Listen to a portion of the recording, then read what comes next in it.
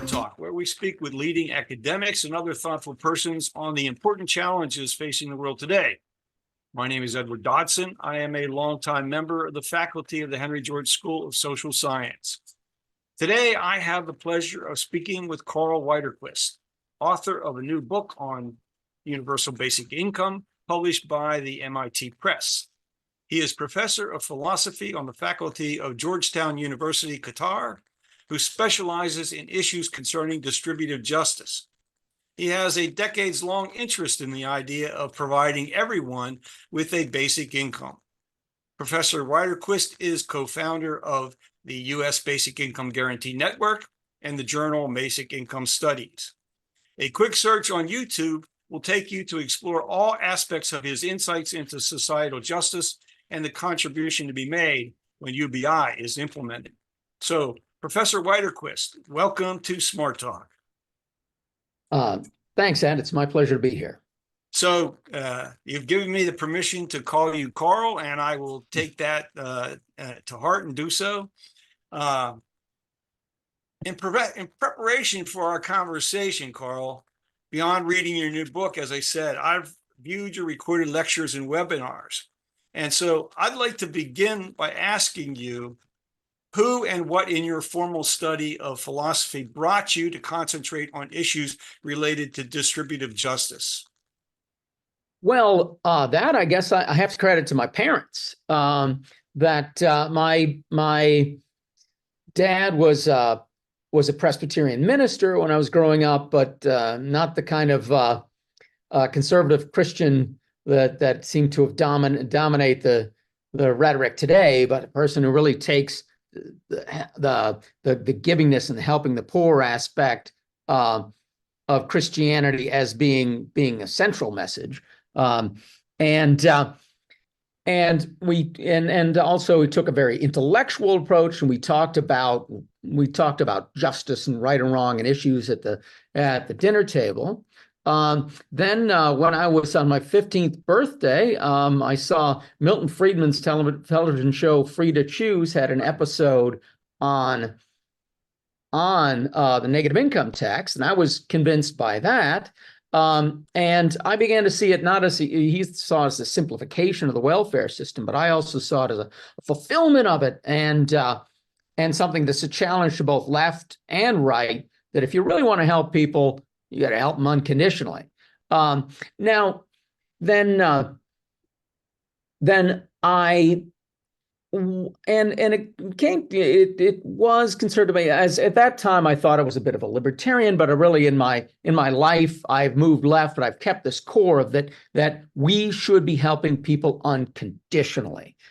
If you really want to help people, that's what you do. And I'm looking for, what are the principles? Why is it that people have a responsibility to help people and help them unconditionally? And I would say that the works of Henry George and Thomas Paine were very helpful in me finding a direction I didn't think was Marxist exploitation explained really everything that was going on.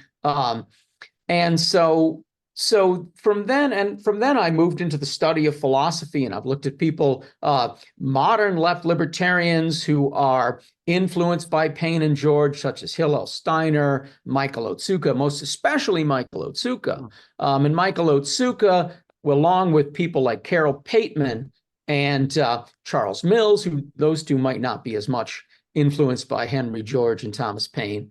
But those people kind of moved me in the direction that I ended up. Well, that's quite the journey that you've gone on. And how old were you when you first were introduced to Paine's writings or those of George? Were you a college student, high school student?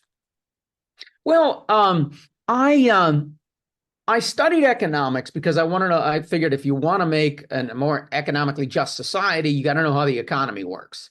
So I got an undergraduate degree in economics in 1980. Finished in 1987. I'd taken some political theory classes. I knew who Henry George was, but I don't think I knew much about him. Then I think when I really got exposure to Henry George actually was when I was teaching the history of economic thought, when I was getting a PhD in economics at the City University of New York, and I was an adjunct professor at New York University.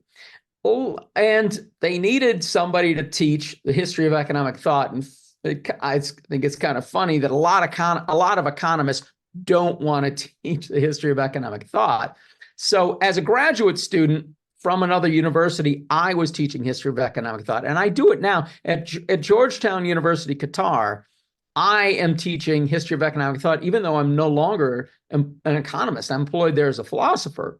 But I'm the one teaching history of economic thought because the students requested it, and none of the faculty wanted it, and they found out that I could teach it. So I'm still teaching it for this reluctant economic field to study its own history. So, and it was in teaching that class that Henry George came up more, and I read a little about him in these history books. And but at that time, while I was teaching that class, or shortly thereafter, I taught that for several years. I read Progress and Poverty and Social Problems.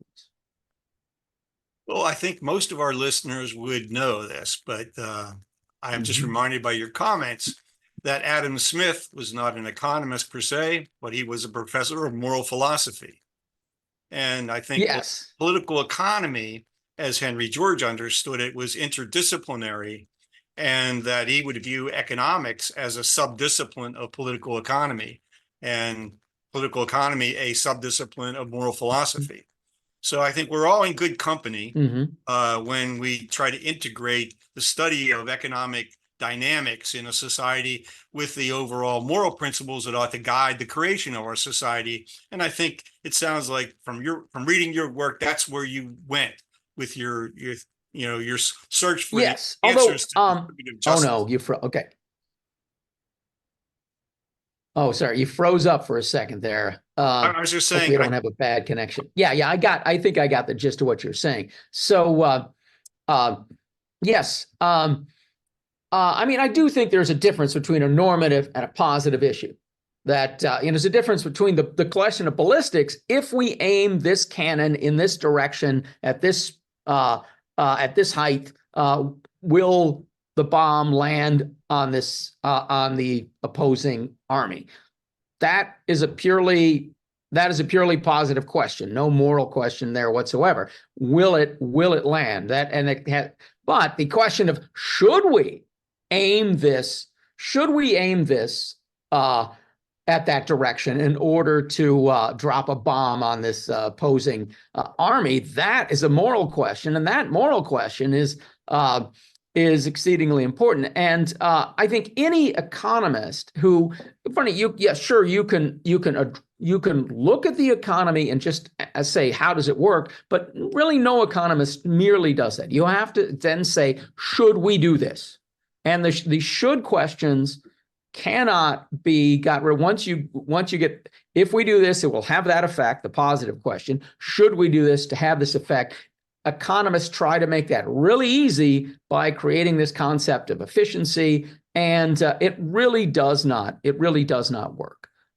It really does not work. You cannot ask any of the should questions without really getting pretty deeply into moral philosophy. We hear a lot about dissenting economists these days. The term heterodox is often used to describe their thinking. In the academic environment where you work, is there much interdisciplinary connection between you and those who are teaching, for example, mainstream neoclassical economic theory, or even a part of the economics discipline that has moved beyond, the conventional neoclassical analysis? Not in a huge way. Some of the work that I've done on pure economics gets cited by economists, but my stuff on a moral critique of economics is mostly getting cited and addressed by political theorists, political philosophers, public policy people, not as much by economists. Now, the one exception to that, though, is the modern monetary school of thought. It's a version of post-Keynesian functional finance economics. And there's most modern monetary theorists support a guaranteed job. I support a guaranteed income, and those kind of those two reforms are often seen as substitutes rather than complements. They could be complements. So these two non-mainstream ideas, the federal job guarantee or the universal basic income, often get pitted against each other as rivals. And so you do hear basic income people criticizing monetary theories, stuff about basic income or stuff about the guaranteed job, and you will hear modern monetary theorists criticize or basic income. And so I get some interaction there, but that's kind of weird because really our real enemy is not each other. Our real enemy is the people who don't want greater support for people in need. And either of those two reforms would be much greater support for people in need. Yeah, these are pretty complex issues. The Henry George School has had a number of webinars and lectures dealing with monetary reform, including, modern monetary theory. The analysis by Stephanie Keldon, by Randall Wray, and others is pretty powerful, and it has a lot of validity. But I think there's a great deal of room for discussion about how this all fits in, even with the universal basic income, of how do you fund it? That seems to be a major unresolved, part of the equation. Progressives, libertarians, those in the middle seem to have acknowledged that there's some need for this kind of a program. Even as you probably remember, Milton Friedman, not only argued for the negative income tax, but he actually said that the tax on land value as proposed by Henry George is the quote, the least bad tax. I don't think Friedman ever really understood what George was getting at in terms of the importance of this as a moral issue, but he, at least from a standpoint of the view of a conservative free market economist, sided with George that it was something worth looking at. But yeah, although he never wrote about it in detail, no. And so presumably it didn't mean that much to him, and he probably presumed that such a tax wouldn't raise that much revenue, as a lot of mainstream economists do. Yeah, and so that's the learning process that has to occur. There have been some economists who estimate, economists sympathetic to the Henry George analysis, that out of gross domestic product, rent is as much as 1/3 of the total. So, how do you come to that calculation? That's a matter to be discussed. But again, getting back to the main issue that I've raised with you, is that funding the UBI has consequences. And so how do we fund, in your view, how do we best fund the UBI so that it has minimal inflationary consequences? Yeah. And also is a stimulant to economic growth that is sustainable. Yeah. Well, from the mainstream perspective, funding is a much easier issue. For every dollar you spend, you should approximately tax a dollar from somewhere. And as long as those two are in balance and you can run a little deficit, then depending on the state of the economy, then funding is simple. From the MMT perspective, it's not a matter of just raising the money, because of course the government prints the money, as everyone knows, and creates it out of thin air. It's not just a matter of raising money, but what are the inflationary effects of the money the government spends, and what are the counter-inflationary or in a bad case, deflationary effects of the things we do to finance it, including taxing, borrowing money, and so forth, and targeting those at the things that are really going to counteract the inflationary effects of the spending. And every type of spending is going to have different inflationary effects. So some have more than others. If people are likely to save the money, it will have less inflationary effects. So, but as far as how to fund it, I think I do agree that land, rent, and resource taxes are the best taxes. And this includes not only just the rent on land, but also pollution taxes and rent on things like the federal banking system, which, as the federal banking system works now, the Federal Reserve and so forth, the central bank, it is in a sense, it is the most democratic institution in the United States, because it is government of the bankers, by the bankers, and for the bankers. Do you realize every member of the Federal Reserve Board is a wealthy banker? And they do things that are good for wealthy bankers. To some extent, they also stabilize the economy, which trickles down to a benefit for the rest of it. But the first thing they always do is benefit the bankers. We should be charging them market rates for the insurance benefit that they're getting from the government. So all those kinds of taxes, with a lot of them, when you think about pollution, and you think about pollution and water rights, air rights, broadcasting rights, that's a lot of things that we can treat as shared assets, and we can have simple, efficient taxes based on them. Yeah. Mason Gaffney, who unfortunately died a couple of years ago, was a professor of economics at the University of California, and he identified a long list of sources of rent from what he called natural assets. And I always thought one of the most interesting that people don't think about is the rents that are associated with takeoff and landing slots at airports. Of course, we know no two airplanes can occupy the same place at the same time without disastrous results. And on the other hand, individuals would prefer to make their trips at certain times, return at certain times. And so there is a rationing process for the time that's involved when airplanes come and go. Right now, that rent is largely privatized. And I think this is the observations that Mason made in his writings, that most of these rents are privatized today, and that privatization has very important and wealth concentrating outcomes.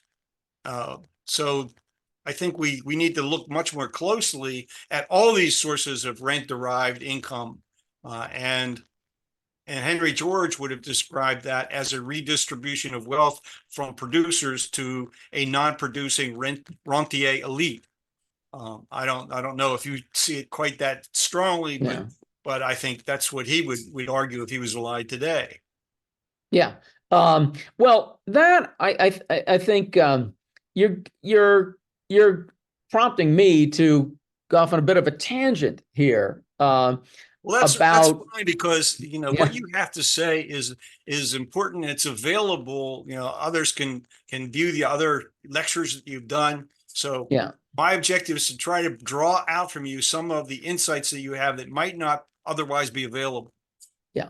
The tangent that I want to go on here is why the FAA so much undercharges airlines for their landing spaces, and why it benefits the bankers, why the Federal Reserve benefits the bankers, and why the defense industry benefits defense contractors more than anyone else, including its own soldiers. And the reason for that is that we don't live in a real democracy. We live in there's no good word for it, an influence democracy, a democracy where people do vote. So technically they say, well, you voted for this. Well, we voted after rich people decided what the viable candidates were. And so our elected officials spend most of their time raising money from rich people. Right. And rich people spend a lot of their money giving campaign contributions to our elected officials or candidates. And they don't do this because they're irrational. They are not making neither side, neither the politician raising money nor the business person giving the money or the company giving the money are being irrational.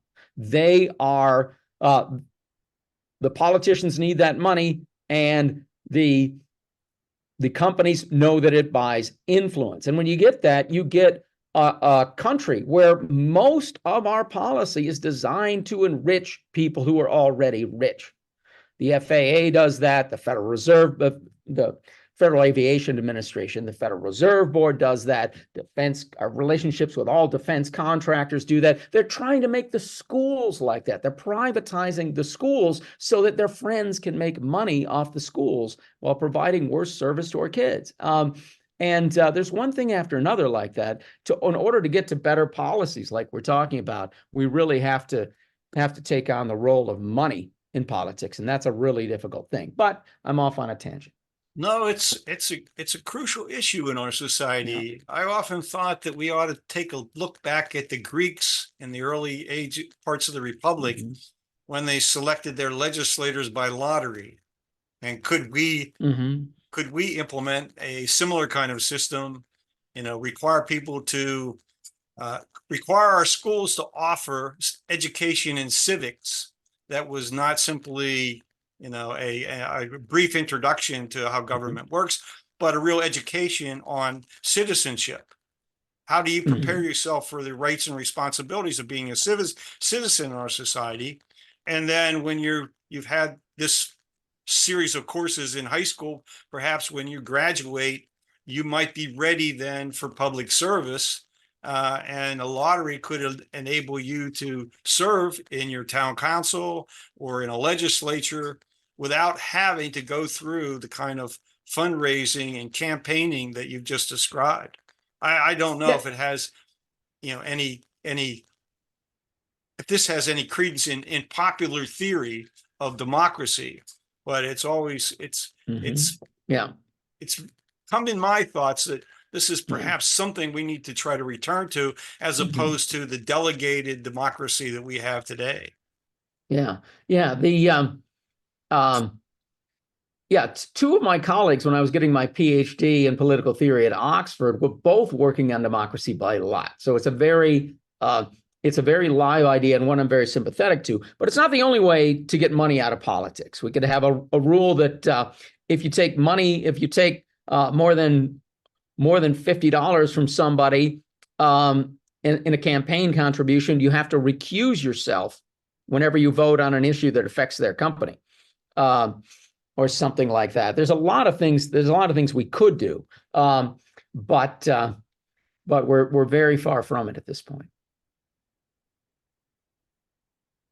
When you think about the long-term impact of giving every individual in every society a basic income that's sufficient for what the philosopher Mortimer Adler called the goods of a decent human existence. How long do you think it would take before the outcomes start to be seen as beneficial to societies so that it's made permanent? Yeah. I think the benefits would happen very quickly. So that's how Mortimer Adler said it. As Bertrand Russell said, it was a certain small income sufficient for necessaries, which I guess 100 years ago when he was writing, that was their word for necessities. But a basic income that's large enough for people to live on and live a decent life. So it's got to cover food, shelter, clothing, at least some basic transportation, and a cushion so you can follow your dreams and live your life. Nothing extravagant. Doesn't have to be extravagant, but enough that you're not showing signs of desperation. If you do that, a lot of things, there'll be some changes that will happen right now and some changes that will happen over the course of time, and some things will be predictable. But one of them, as one of the big ones, is homelessness would disappear. Homelessness is not people living on the street. Homelessness is people who can't afford housing. There are occasionally people with money who go and sleep on the streets because they think it's interesting. That does happen, but those aren't genuine homeless people. Howard Hughes did that. Howard Hughes was not homeless. Howard Hughes was one of the wealthiest men in the country. He owned several homes and he slept on the street sometimes. That's not homelessness, but homelessness, the problem that we have that people cannot afford housing would disappear. And we are the only species on this planet that has homelessness. There are no other beings on this planet who cannot afford homes. They all have the legal right to build homes wherever they want, whatever's appropriate for their species. And there's no authority that can tell them, you can't build your house unless you give me permission. Homelessness goes away. And hunger goes away. And this fear that we all have, this fear of homelessness, hunger, economic destitution, that people, not just at the low end, but way up into the middle class, this fear goes away. And this gives us all more leverage to command better wages, better working conditions, better advancement potential, better sharing in the growth that our employers get, but also more freedom from sexual harassment on the job and from abuse from a spouse. We get all of these things because we are no longer financially dependent on people who are more privileged than we are. So a lot of these things will happen very quickly. Then over time, you will see children are doing better in school. Hungry children do worse than well-fed children. Children that are poorly housed do worse than well-housed children. People who are living in a neighborhood full of people who are living with a great deal of economic uncertainty do worse. Those students will do better throughout school, and we will. And the cost of a child who grows up in poverty is something that reverberates throughout that child's life. And it costs them and the rest of society for the rest of their life. These costs over time will get better and better. We will benefit from the talent of people who have grown up without the fear of poverty and are now more able to contribute to the society, and will benefit from their talents and all of the things that they can come up to do, and the ambitions that they're going to be able to develop, because they're not spending every day of their life trying to keep themselves alive, but they are able to think and plan and grow. So the benefits, I think, will start out well and get better over time. If I have any concern for the outcomes that you've identified, and they're certainly all desirable and hopeful that they would result, it's this: economic science tells me that if you increase the demand side of the equation, but don't increase the supply side, then prices will increase. And this is particularly the case with housing. So absent Henry George's analysis of how the public capture of rents will bring down the price of land, absent that societal change, we're stuck with the current property tax structure, which tends to undertax land considerably. And therefore, we've experienced, just since the 2008 crash, a dramatic increase in the selling price of land, which is basically a capitalization of rental income streams in a very credit-fueled, speculation-driven market. So universal basic income by itself will not eliminate that part of our market dynamic, in my view.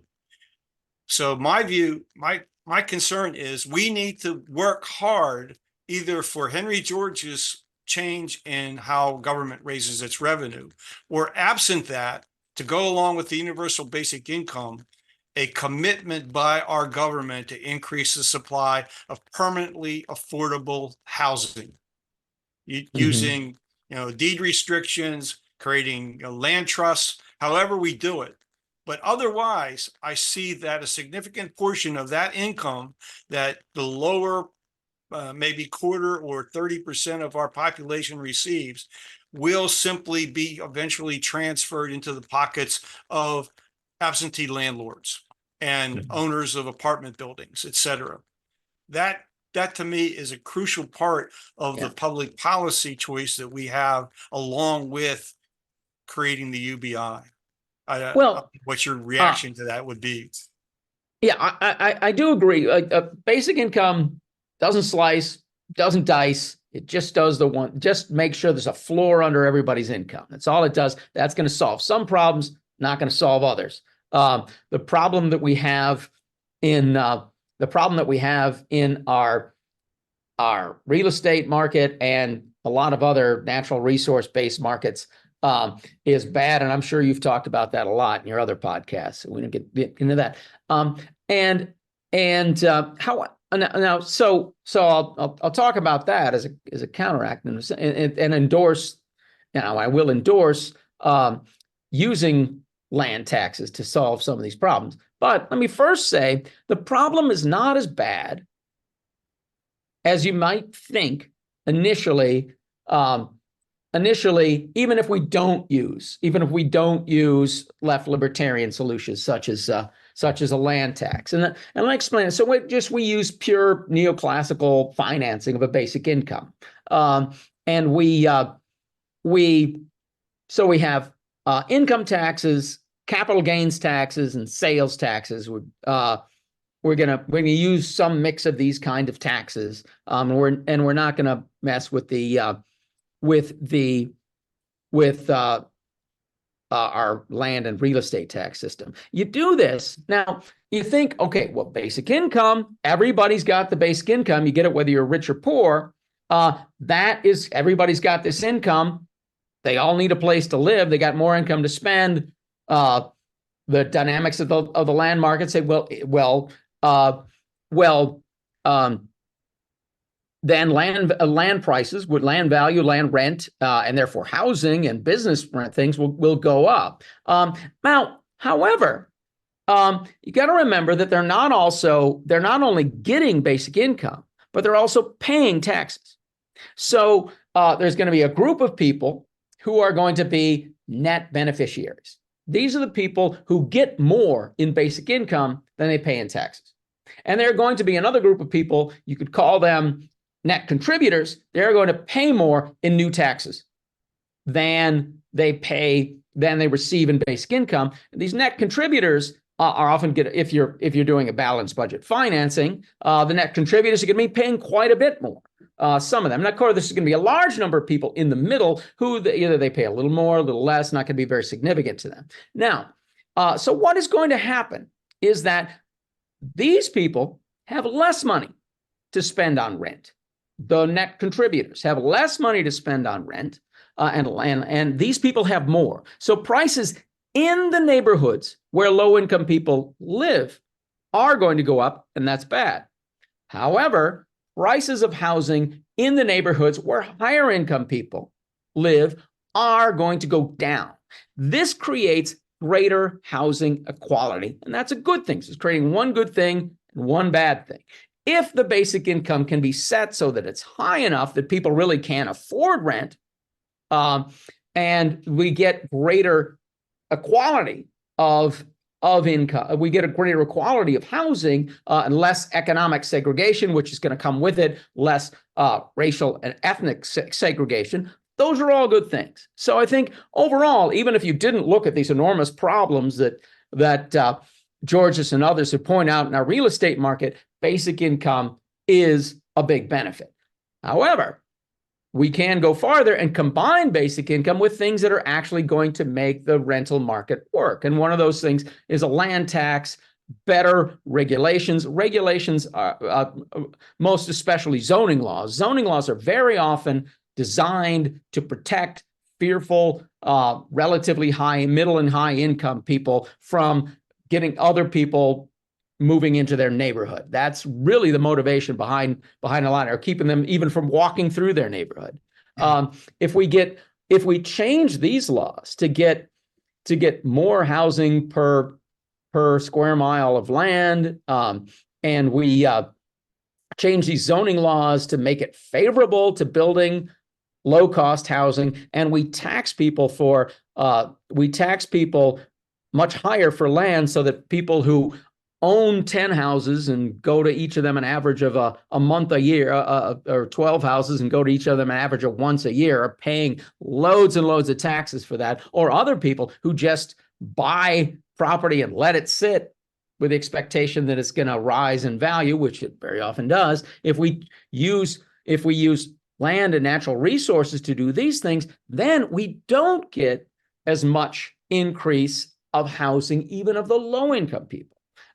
So yeah, I do think basic income, it works well on its own, but it works even better if it's combined with a land tax. These are really complicated cause and effect issues. I listen to you, and I get your points. I guess I'm a skeptic by nature, and I'd like, I think we need best practices, experiments. We need to see more and more, local implementation projects that combine some of these measures and see what the results are. And if they successful, then that should serve as a model for going elsewhere. So yeah, that leads me to the question. In your book, you discuss, quite a few experiments with the UBI. Where, in your opinion, are there some really good success stories to report on that we could look at more closely to see what else is going on in those communities that support the UBI and its effect? Yeah. Well, the problem, before we get to that, I wrote another book called A Critical Analysis of Basic Income Experiments. What was it? A Critical Discussion. I should remember the name of my own book. But anyway, basic income experiments have a lot of, there's good and bad about a basic income experiment. You can learn stuff that we otherwise don't know. However, some of the most important things that we want to know about economics, about the economics of basic income, you cannot learn from an experiment. It has to be done on a large scale. You cannot tell how basic income is going to affect rent in the country unless you give it to the entire country. And you can't you can't examine how it's going to affect the labor market. If everybody has the power to say no to bad jobs, what is that going to do to the supply of good jobs? People are going to leave, opponents are always saying, oh, it's bad when people work less. No, it's not. People have too much work incentive right now. They're working too many hours. And their wages are too low. Their wages are too low because they don't have the power to demand higher wages. Yeah, you give people a basic income, they work less, and then businesses have to respond by, okay, we need people to work. How much is it really worth to pay them? What do they need? Better working conditions, better wages, better advancement potential, a better share of the profits the growing profits that this company gets. Basic income can help you command those things. Now, but those effects aren't observable if you take 1,000 people and draw them at random. You've got to have an entire city or maybe entire country getting basic income where we're going to see that reply effect from businesses where they actually respond to people saying no to their jobs by offering better jobs. We cannot observe that in experiments. So some of the most important stuff we don't observe. However, there are important things that we do observe. We observe better health from the people receiving the basic income and from their children. We observe better performance of children in school. Staying longer in school. And these things like getting people from low-income neighborhoods to perform better and stay in school longer is like the holy grail of direct interventions. They're always looking for it and they can never find it because the root cause of it is you got a neighborhood of kids who are in highly deprived environments, and it's hard to concentrate in school or even care about school when when your prospect senators are so poor. You even get things like reduced domestic abuse and things like fewer mental health emergencies. Because mental health is very often a side effect of stress in your life. Make our life so it's not so desperate. It is going to make you less likely to have a mental break. And for abuse, it works really on both ends, because it works the abuser and the abusee. The abusee, the person who is abused by someone else, very often, the reason that they are with that abuser is because they're financially dependent on it. Not always, but often enough that if women are not financially dependent on men, then you get a lot less women sticking around when there's abuse, and then you get men who know they can get away with less. But it's also on the abuser's side. It goes back to the cliche that it's a cliche because it's true. Hurt people hurt people. People who have been hurt will hurt other people. They will very often lash out in inappropriate ways. They've been hurt by a system that's unfair to them, and then they hurt their wife or their children. If you make the system kinder, you get kinder people. And that's been shown by these experiments. So there's been a lot of positive stuff. But my worry about experiments is that they will distract our attention to the things that are easy to measure, and distract our attention from some other things that are equally as important but hard to measure. I'm trying to remember specifically. I didn't write a note about this, but in your book, as I recall, you talk about the distribution of UBI to children in a family and how that would work. It reminds me of Payne's idea that when a young person reaches an age of competency, they would get this, a lump sum payment that they could use for education or to start a business or something to start them out in life.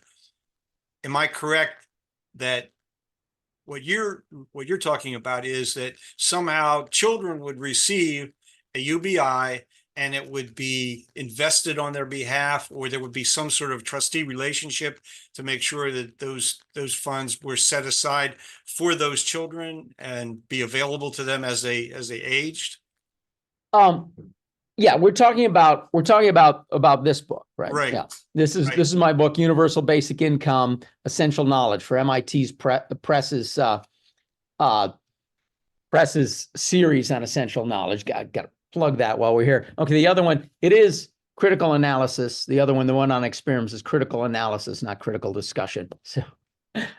So, the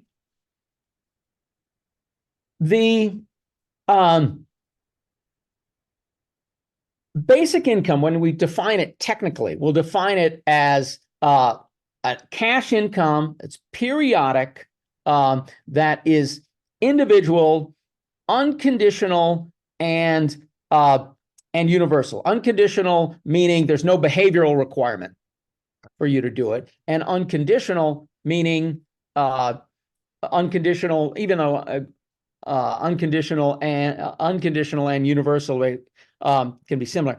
Universal meaning that everyone, rich or poor, gets it. Now, universal and unconditional mean that every person gets it, including children and mentally disabled people. But of course, we know that literally true. You can't give money to a baby, and you shouldn't give enough money because the baby doesn't know what money is, and you shouldn't give money to a person who's not mentally competent to deal with it, which includes children up to an age of maturity.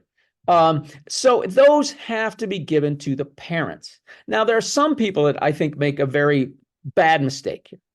It's a bad mistake to say, well, let's just not have a basic income for kids. We'll put that money in the bank, and then they can get it when they're 18 or they're 21 or whatever, and they're old enough to make their own decisions. That is a horrible idea, because the poorest people, the neediest people in the world are children, especially children of single mothers. People could say, well, maybe the parents will misspend the money. Maybe they will. But I tell you, if you've got a neglectful parent, it's an awful lot better to have a neglectful wealthy parent than it is to have a neglectful poor parent. Making poor children poorer is not the solution to anything. And it will cause make all problems worse. If you're a child of a single parent and then you get money that could have gone to them to help them get out of poverty while you were a kid, and then you get a big chunk when you're 18 or 21, no amount of that is going to make up for the trauma that you had growing up. So it's got to go to one of the parents. However, it has to be in a fiduciary role for the child. The parent have to spend it in the interest of the child. And then this makes it difficult, because which parent do you give it to? Well, you give it to the primary caretaker. And usually it's easy to identify the primary caretaker, but there are times when you misidentify the primary caretaker. There's one spouse paying child support to another spouse while the paying spouse actually has the kids most of the time because the other one is not very competent. These things don't happen that often, but they do. So there are going to be problems like this.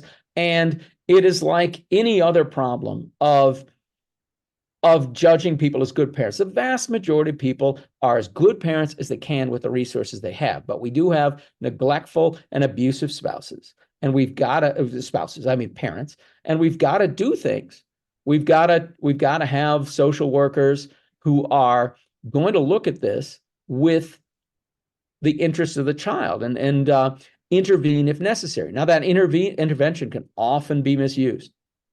Usually, the whiter and the more privileged you are, the less likely you are to have a social worker intervene, no matter than you are if you're very poor or non-white, a person of color, and very often, but for the same level of neglect or abuse, and that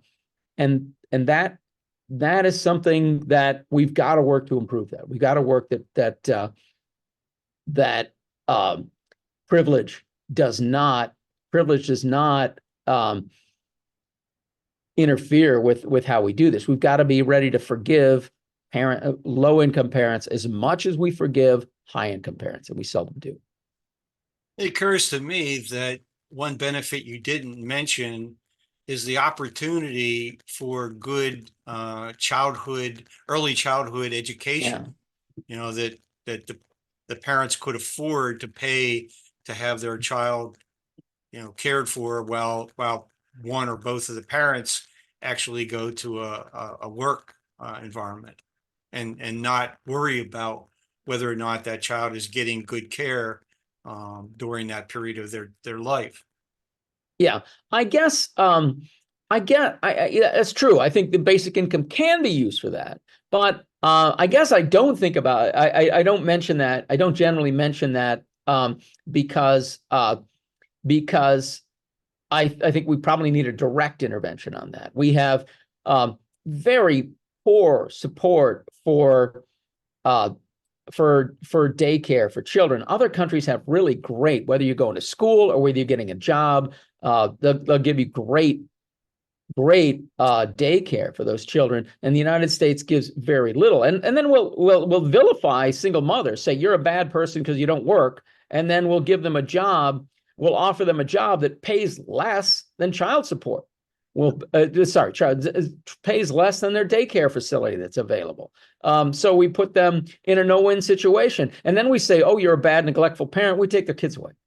So we do really horrible things to low-income people with that. And a basic income can help with that, but also other direct interventions like subsidized or free daycare would help with that as well. That's similar that I don't mention that when you give basic income, kids would be better able to pay school fees. This is something that they found in Namibia and Kenya, that you got better educated kids when you have basic income because their parents can afford to pay the school fees. Well, I don't usually mention that because I don't think we should have school fees. I think schools should be 100% free at the point of delivery. We pay for that when we pay for our taxes. It brings up another controversial subject about whether or not the publicly funded education system is the best way to provide education to our young people. And different people have different views on that subject. I mean, it's hard when, you know, a lot of what you talk about in the book and in our conversation, even this afternoon, is about morality and morals. And the challenge for the public education system is what sort of moral principles does one teach? Because you have a pluralistic population of students coming from diverse families with diverse religions, diverse political ideologies, etc. And that seems to be the big challenge for teachers in the public schools is, how do I find a set of principles that's common to all and that will not, we hear it all the time these days about in different parts of the United States, you know, people wanting to ban certain books or certain subjects or certain perspectives, you know, from that discussion. I'm not looking for an answer from you, but it's just, it seems like part of our cultural trauma these days that we don't have a consensus or any kind of uniform feeling about what constitutes even human rights. You know, with regard to issues like abortion, you know, we seem to be struggling for that. And as a philosopher, you know, I'll ask you, how do we get beyond that? How do we find commonality in our feeling about what constitutes our basic rights as individuals, our basic rights as citizens, and what our counter obligations are to each other in society?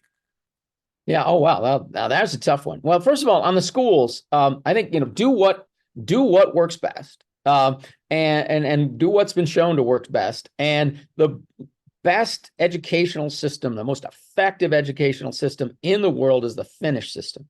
And in Finland, everybody goes to public school. The richest person in the world and the richest person in the country has to send their child to the local public school, along with the poorest person. And that means that if you want your kid to have a good education, you've got to make sure that the public schools are well funded and that you have quality teachers, so the teachers are well educated, well paid, and well respected. That's the kind of thing that really works. Yeah. Is it? Do you need to have a homogeneous population to make that work? Oh no, is that why it works in Finland? No, I think that is a myth that Americans tell themselves about. A big problem in our country is that we're diverse and therefore we don't get along as these homogeneous countries. There is no such thing as a homogeneous country. In Finland, they have wealthy people and poor people. They have people of different religions. They have people of no religion at all. They have people of Swedish heritage and Swedish language speakers. They have Finnish speakers. They have people of Russian and Russian-speaking heritage. They have Sami in the far north, who are an indigenous community that was colonized by Finland. They've got plenty of diversity. What they do is they overcome that. They realize these differences aren't that important. The Sami, the Russian, the Swede, the Finn, the immigrant all need good housing, good schools, good jobs, and good prospects. It's not about diversity. And then take a look at Northern Ireland. I mean, Northern Ireland, they got Catholics and Protestants from Celtic backgrounds, whose ability, their accent is indistinguishable from each other, but they have all this animosity, neighborhood by neighborhood. 30 years after the settlement, the walls between the neighborhoods are higher than they were when they wrote the Northern Irish peace accords almost 30 years ago. And that's hardly call that diversity. I mean, there's Catholics and Protestants walk down the street in the U.S. every day, without any animosity. Protestants in the United States are feeling well represented by conservative Catholics on the Supreme Court. Conservative Protestants are. We manufacture diversity. We manufacture diversity. We manufacture something to care about. And something to care about, something to divide us. What we have to do, the problem is not too much diversity. The problem is too much us and them thinking. My group versus their group. We're all in it together. Society is made up of everybody. We got all these differences, sure, but we're all part of this society. We all got to make it work. Is that what you're getting at, sort of what Schlesinger talked about, the difference between pluralism and multiculturalism? That we need to work more towards a pluralistic framework in our society, and not think of people who live in our geographical region as coming from a totally different culture. I'm not familiar with his work on this. So I'll have to pass on the question. He wrote a book, controversial book on the subject back in the early 1990s. Yeah. To me, it's not so much whether you think of them as part of the same culture, but somehow different. It's just if you respect other people's differences and don't think that whatever their differences have, whether you call them cultural or you call them racial or you call them ethnic or you call them class-based differences or religious or whatever the differences are, that you just respect people. You don't think that what's good for my group is going to be bad for that group. Think about, we just got to make sure all of our groups are together.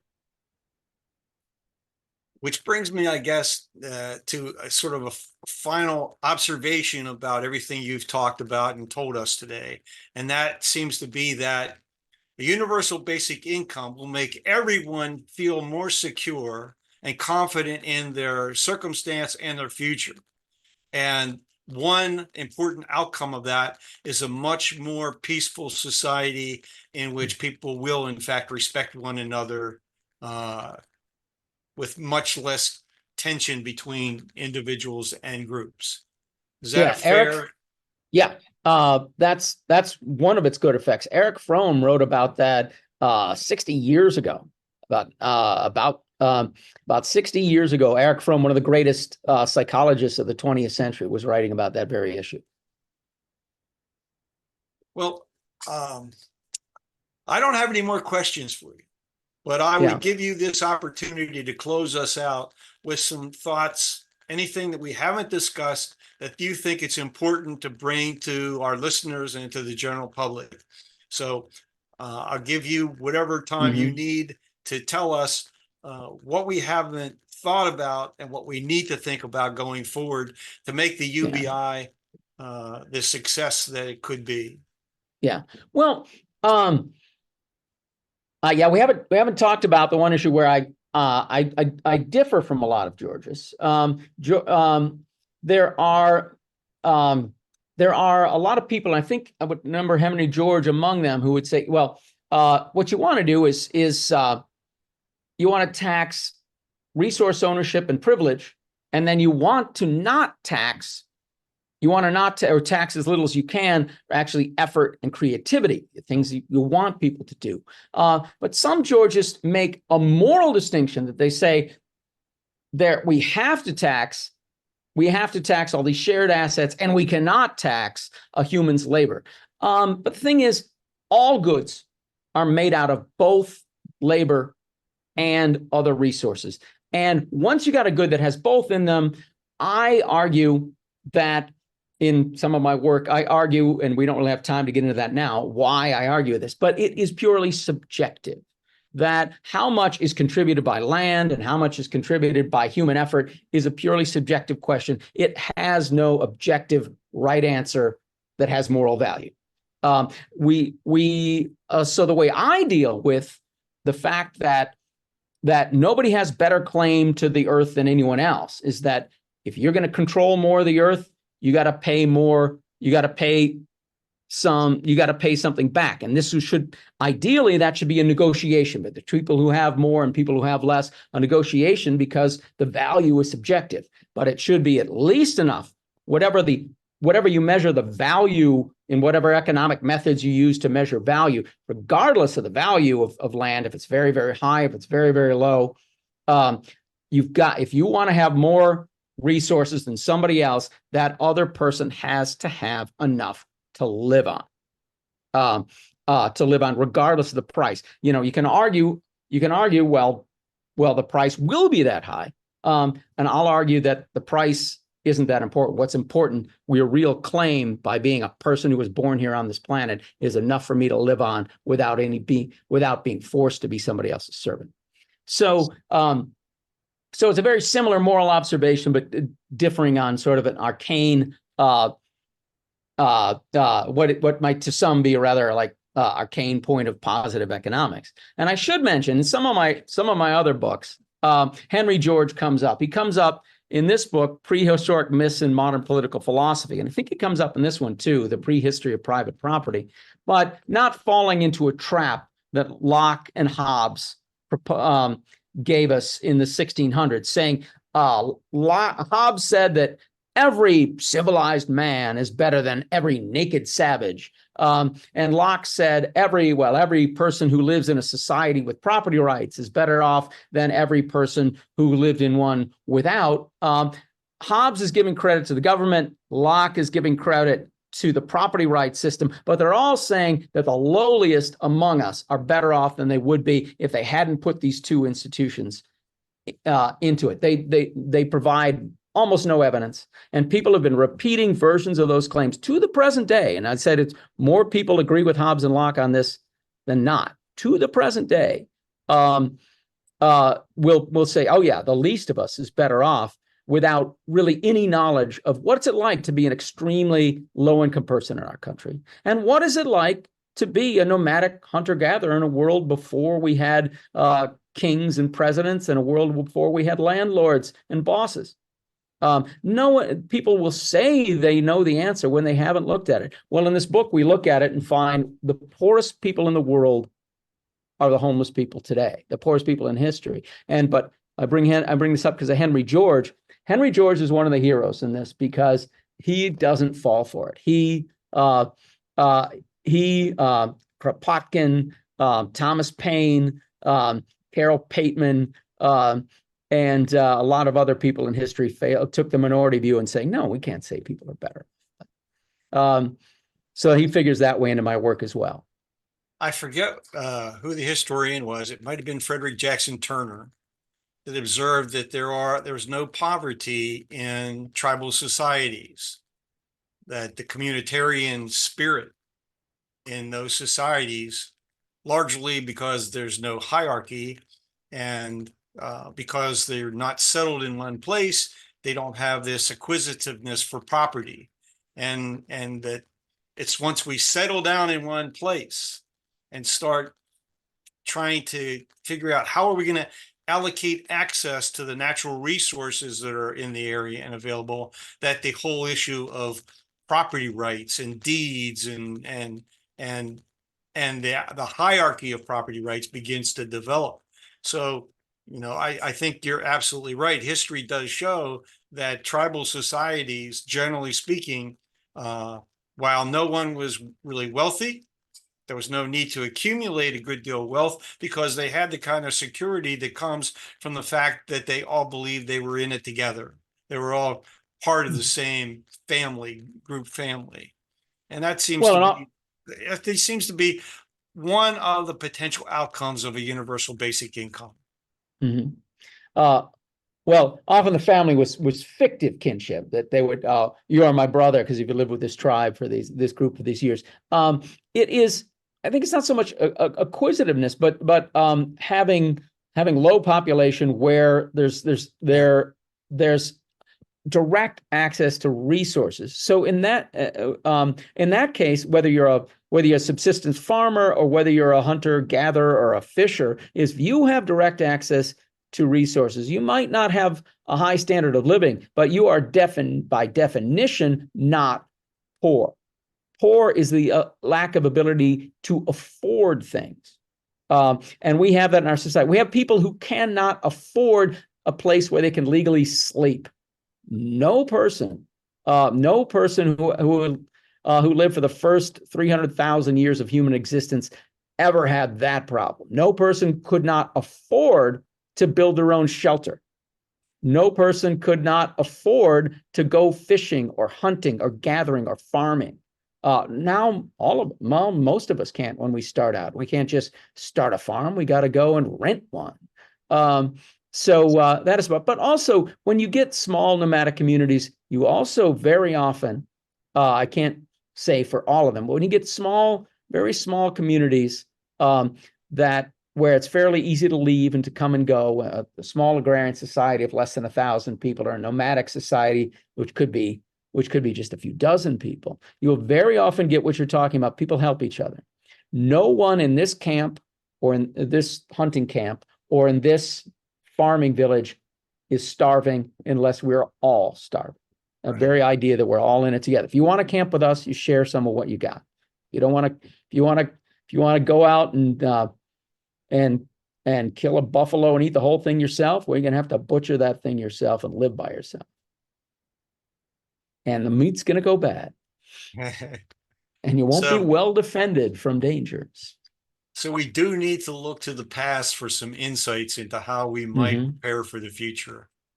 And yeah, that's what Grant McCall do in our books, The Prehistory of Private Property and Prehistoric Myths in Political Philosophy. Well, Karl, this has been a wonderful conversation with you, and I greatly appreciate you taking the time to share your insights, and I definitely want to urge all of our listeners to pick up a copy of Universal Basic Income and read it and study it thoroughly. There we go. So anyway, that's it for this edition of Smart Talk. For more information on this and other episodes, please visit our website, henrygeorgeschool.org. Again, I am Edward Dodson, and thank you and thank Karl for joining us. And I hope you'll watch this edition of Smart Talk.